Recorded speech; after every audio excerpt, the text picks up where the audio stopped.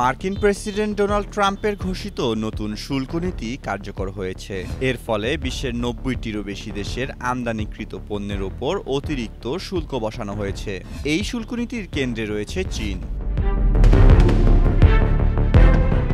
বর্তমানে যুক্তরাষ্ট্র ও চীনের মধ্যে ৯০ দিনের জন্য শুল্ক স্থগিত রাখার একটি চুক্তি আছে, যা আগামী ১২ই আগস্ট শেষ হতে চলেছে।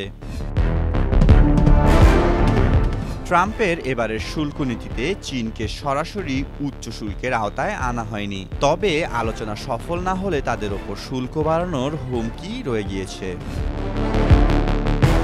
অন্যদিকে ভারত ও কানাডার মতো দেশগুলো সরাসরি ট্রাম্পের কড়া নীতির শিকার হয়েছে। রাশিয়া থেকে তেল কেনা বন্ধ না করলে ভারতের ওপর ৫০% শুল্ক আরোপের হুমকি দিয়েছে ট্রাম্প। এর তীব্র প্রতিবাদ জানিয়ে ভারত একে অযৌক্তিক ও অন্যায় বলে অভিহিত করেছে।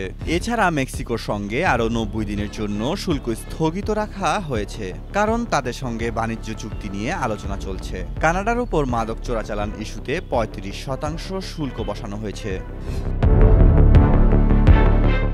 অর্থনীতিবিদরা বলছেন, ট্রাম্পের এই পদক্ষেপগুলো বৈশ্বিক অর্থনীতিতে অস্থিরতা সৃষ্টি করছে।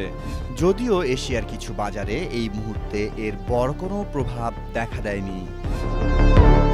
মেহেদী মাসুদ, জনকণ্ঠ।